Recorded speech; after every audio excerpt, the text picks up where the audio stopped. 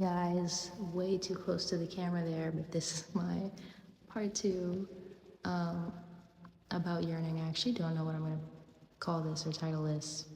That would be great to think about.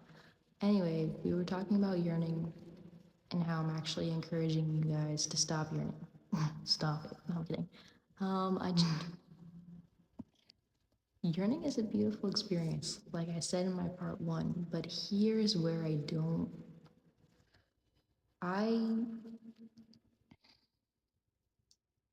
feel anything for anyone is a gift.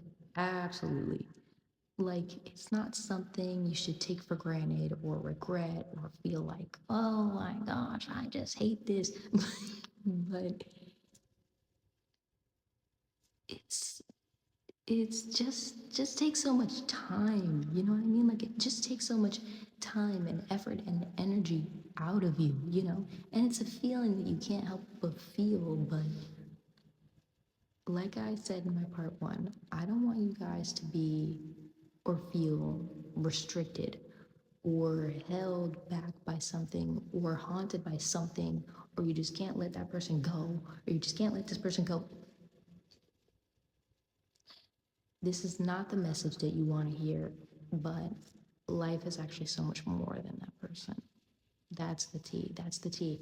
Don't get me wrong. I want to make a video about this, what I'm speaking about, but I want to love in this life. I want to form deep connections in this life. I want to be married in this life. I want to be a wife in this life. But you know that there's more, right? There's always more. There's always more. You could do anything right now.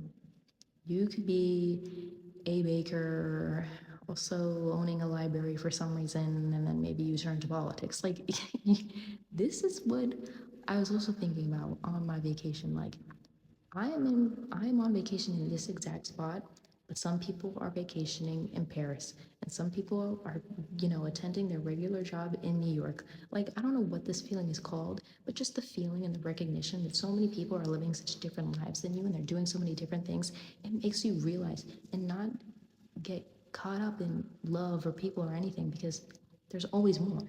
There's always more that I could be doing. I could always learn another language. And I'm not saying people are these, like, replaceable things. Oh, you could just always meet another person. No. Obviously, you're going to form really, really deep connections with people that are, you know, hard to shake, or maybe they are fate, or maybe they are destiny, and maybe, they are people meant to teach you something, or maybe they are people meant to love. But when you center your entire world and your like emotional world around somebody, or the idea of somebody, that is really dangerous. And that is what yearning is to me. That is what yearning is to me. Flat out, straight up.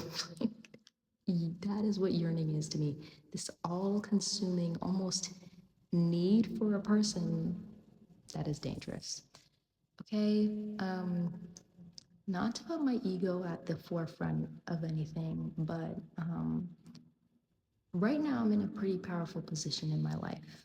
I'm a single young woman, you know, building up her financial independence, working towards writing and publishing her book, driving of her own free agency for the first time, figuring out adult life, juggling my social life and work, building a YouTube channel where people can just connect on whatever random deep stuff I have to talk about and maybe hear me sing if they would like to. But me recognizing how powerful that is, I could just do a lot of stuff for the plot right now.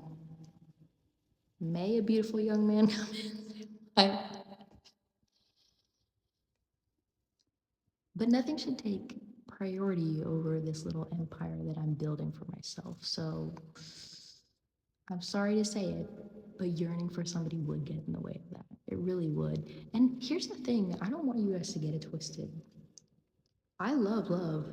Ask anybody close to me. I love love. I've loved it since I was younger, since I saw it in my own home, in my parents, in the movies, in life. Like, how could you not? This idea of like the one person that you're fated to be with and will love you unconditionally and just eternally and so like so amazing. Like it is amazing objectively, no matter how you feel about it. But this time alone, and that is definitely what yearning gets you. Even if you are focused, your energy is focused yearning for somebody, you get a lot of time alone.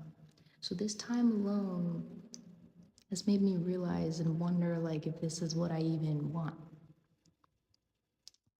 And it is, but I don't want to be yearning. I give up.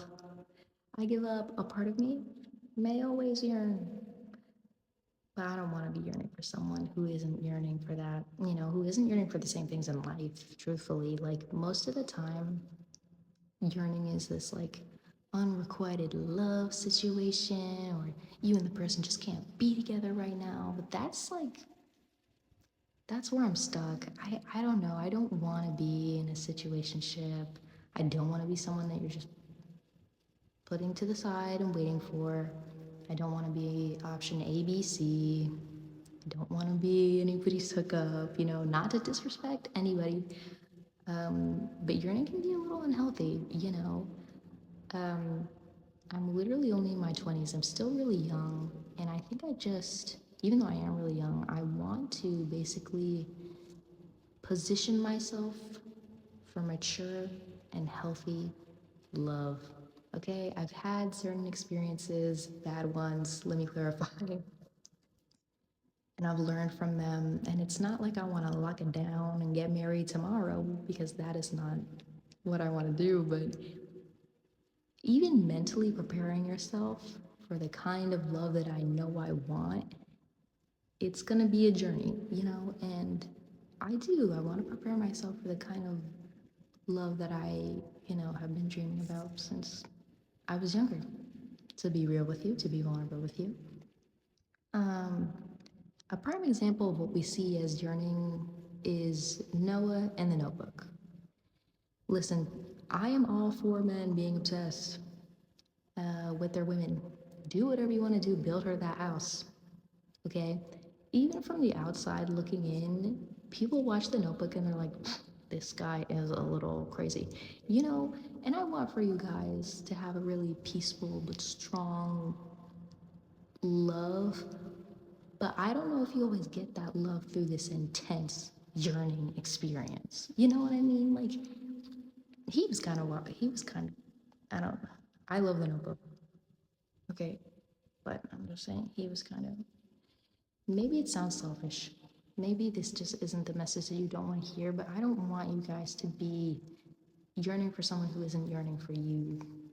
I've seen it too much in my life with others, with women who are yearning for men that are just never going to change. They don't want to, with men who are yearning for women that like choose somebody else. I don't want you guys to be yearning for somebody who's with somebody else.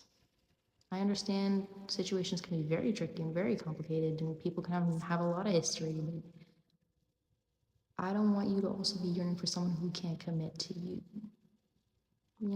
That's where it gets tricky. I think, like I said, feeling anything for anyone is a beautiful thing, but I also can't lie to you and say that you're not wasting time. Wasting time. Oh my gosh, I might have to do a part 3. Is this what we're doing? I might have to do a part 3. You guys, this is too much. So I will be back.